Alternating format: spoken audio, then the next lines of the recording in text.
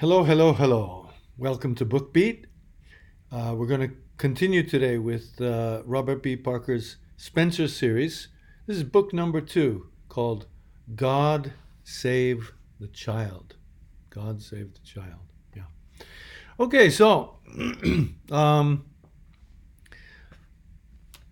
like most of Spenser's stories, this one basically takes place in the Boston area. But this one takes place actually in the suburbs of Boston, um, in a town called Smithfield, um, and it's basically about a dysfunctional family called the Bartletts. Um, the parents of Kevin Bartlett come to Spenser, and at first they think it's a runaway. Kevin is a young high school boy, and he's just disappeared from home with his guinea pig. And it's been a few days, and the police can't really do much. So they've asked Spenser to help out. Um, and so a lot of what happens in the story happens basically, of course, Spenser's investigations, but he spends a lot of time at the Bartlett's house, and also at the school where Kevin was a student. And it's here for the very first time that we meet Susan Silverman. If you know anything at all about the Spenser series, Susan Silverman, along with Spenser himself, and later on a guy named Hawk, these are definitely the three most important people in the series. And it is so interesting to meet Susan, and it is really delightful to see how they first interact, Spenser's thoughts about Susan, and we'll get back to that in a few minutes. So Kevin's gone, and Spenser goes to the house to try to collect some background information, but it's obvious from the beginning that maybe one of the reasons Kevin is gone is because this is a very dysfunctional family. The mother and father, husband and wife, do not get along at all, and are, in one sense, very irritating people. Spenser's way of interacting with them is quite funny, actually. But he starts to do a little investigating. He's a detective. And the first thing he does is go to the local high school.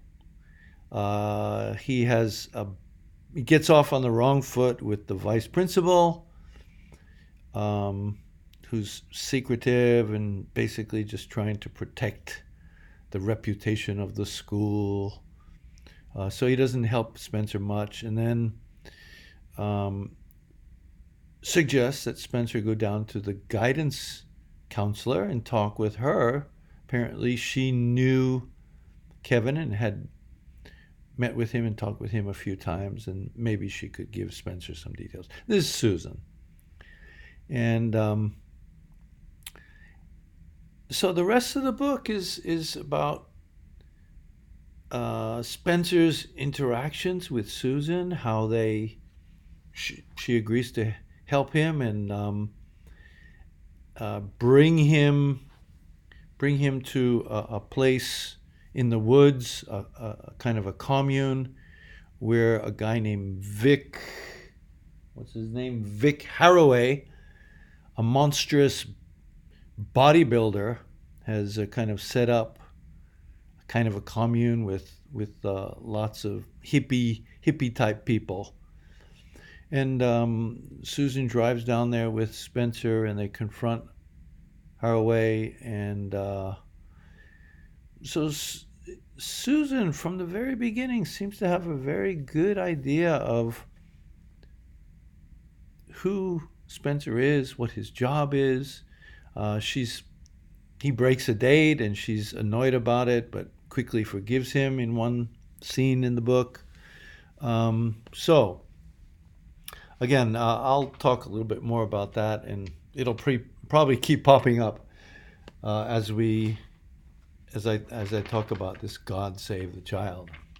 Um, so anyway, so what happens in this story? Well, Kevin goes missing, and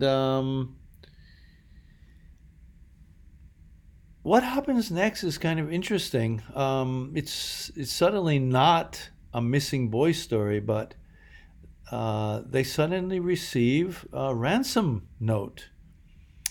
The local police have already been called in. Sheriff Trask is there. He hates Spenser. They call in the Massachusetts State Police. They don't like Spenser much either. Spenser used to be a cop. They don't like him much.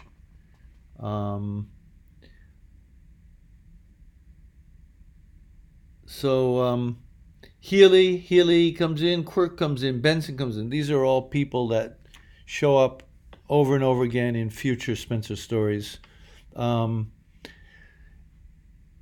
they don't really like Spenser all that much either. But something is really obvious, and it's something that surprised me.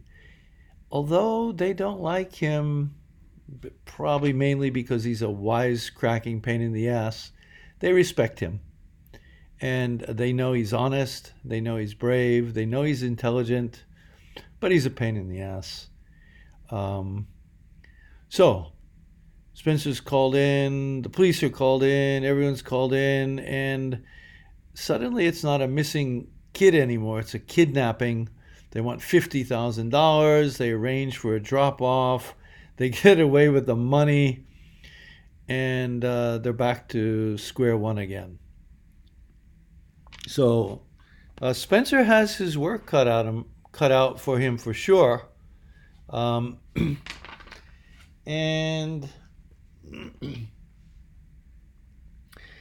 he needs to do some detecting and try to figure out what's going on with Kevin, and eventually figures out that Kevin really kind of worships this bodybuilder named Vic. Excuse me. And so that's where Spenser concentrates his detecting. Eventually, finds Kevin with this guy Vic Haraway, brings the parents along, confronts them, and ends up having a hell of a fight with the bodybuilder. So we've got that action in there.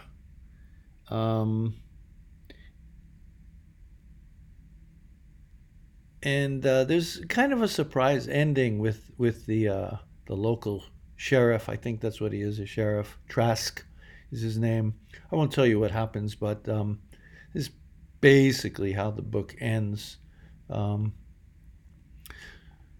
So that's what it's about.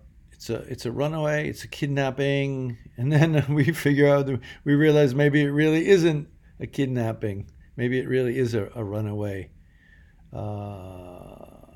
from the very beginning. So there's a little bit of ambiguity there. A little bit of, it's a little bit confusing. Spenser's confused. Everyone's confused. Well, I really like this book, and I think the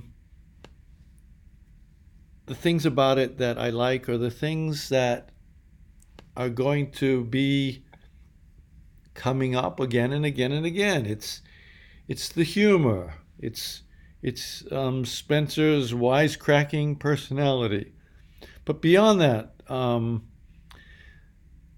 Susan is introduced, becomes a main character, becomes his lover, his girlfriend, his serious girlfriend, someone he really likes. I've read a lot of book reviews by people out there, and everyone kind of says the same thing, that okay, why, as the series goes on, why does Spencer like Susan so much? She's so into herself, and she's just so obnoxious.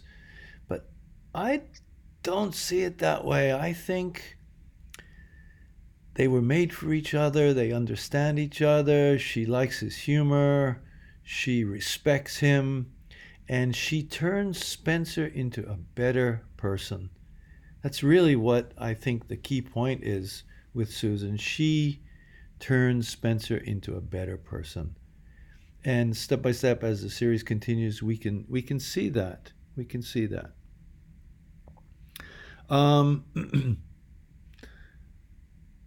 So yes, I mentioned the humor. Some of the most humorous scenes in the story. The home party. I think you'll enjoy that. Spencer goes to a gay bar. I think you'll enjoy that. And just his time with Susan. His initial reaction to her was a little bit surprising. He says straight off, she wasn't beautiful. And that is surprising because as the series goes on, I think that's far from what he tells us about her in future books. In future books, she's like the most beautiful woman in the world. She walks into a room and everyone's jaw drops. She's just got that much of a commanding presence about her. But not in this second book. And yeah, maybe they grew on each other, but they do like each other and they do enjoy being with each other. We can see that from the beginning. His seduction of her, or is it her seduction of him, is really fun and cute. So I think you'll enjoy that. Okay, well, let me give you some of my favorite lines, or quotations from the book. Let me read a little bit to you from here. As I approached the house, a Labrador retriever looked at me without raising his head from his paws, and I had to walk around him to get to the back door. Somewhere out of sight, I could hear an air conditioner droning, and I was conscious of how my shirt stuck to my back under my coat. I was wearing a white linen sport coat in honor of my trip to the subs. I wished I could take it off. But since I'd made some people in the mob mad at me, I'd taken to wearing a gun everywhere, and Smithfield didn't seem like the kind of place where you flashed it around. Besides the white linen jacket, I had on a red checkered sport shirt, dark blue slacks, and white loafers. Me and Betsy Ross. I was neat, clean, alert, and going to the back door. I rang the bell. Ding dong! Private eye calling. Yeah, one interesting thing in the early books is that the fashion references to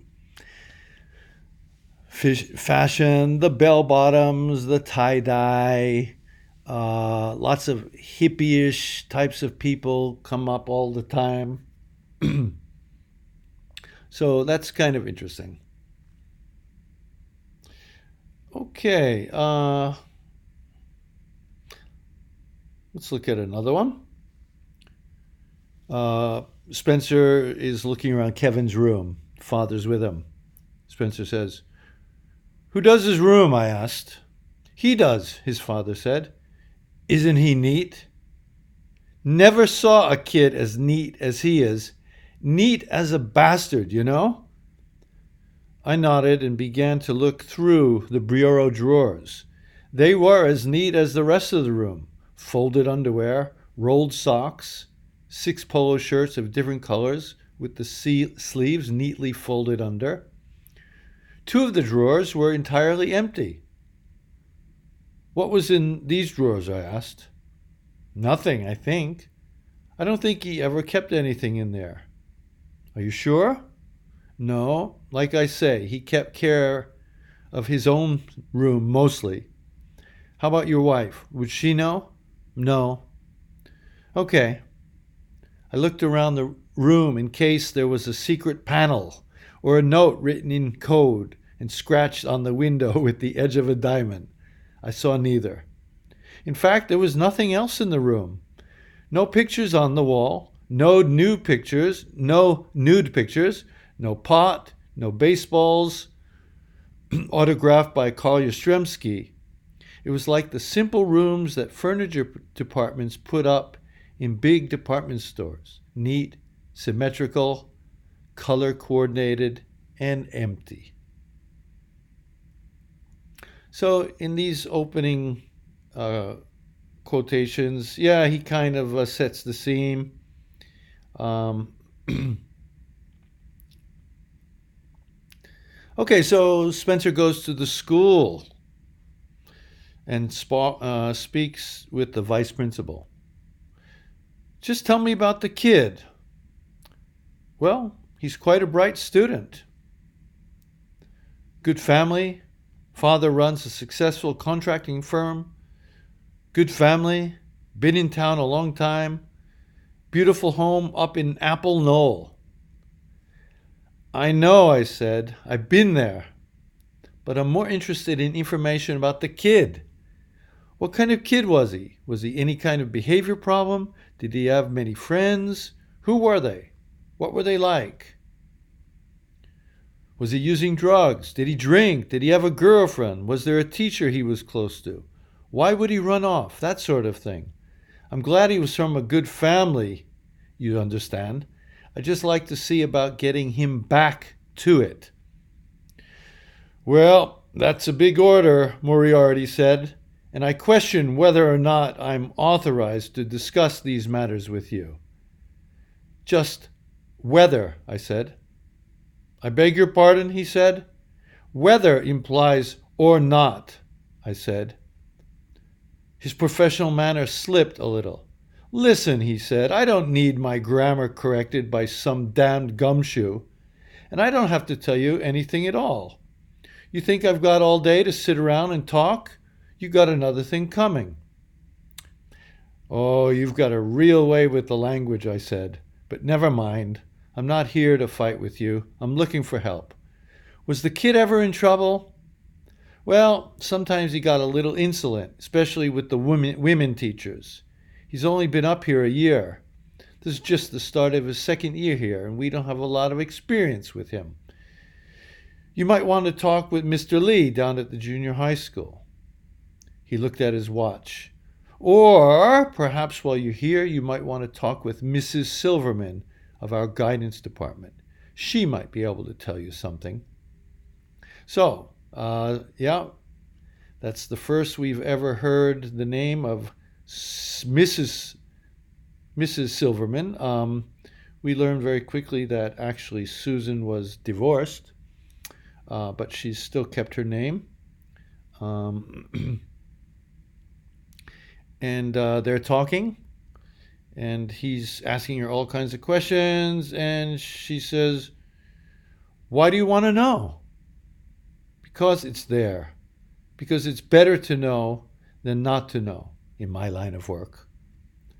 She smiled, her teeth very white in her dark face. "Maybe in all lines of work," she said. And I was proud that I'd said a smart thing.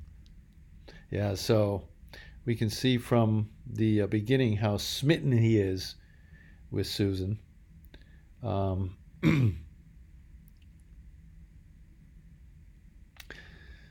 Okay, this is Spenser at the Bartlett house, and the police are there. And Spenser's accused of hot dogging. Marge Bartlett says, "What's hot dogging?" "He's not too good about regulations," Healy answered. Marjorie Bartlett said, "Can you get my child back, Mr. Spenser?" She was leaning forward, biting down on her lower lip with her upper teeth. Her eyes were wide and fixed on me. Her right hand was open on her breast, approximately above her heart. There were tears on her cheeks. Donna Reed in Ransom, MGM, 1956. "I don't care about the money. I just want my baby back." Trask leaned over and patted her hand. "Don't worry, Marge. We'll get him back for you. You've got my word on it." John Wayne, The Searchers, United Artists, 1960. So, yeah, this kind of Spenser's jaded look, jaded attitude about many of the people that he's dealing with. He doesn't like them. He doesn't like them. They're snobbish and they don't really care about the kid at all. And he doesn't like that at all.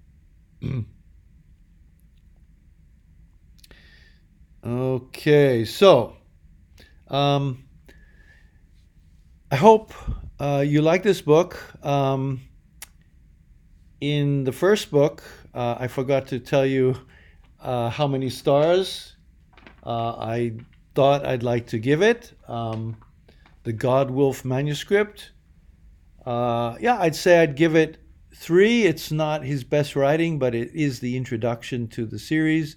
And then in this one, Spenser's number 2, God Save the Child. Yeah, also 3 stars here. Why? Because of Susan Silverman. It's a funny book, an exciting book. I hope you like it. Take care.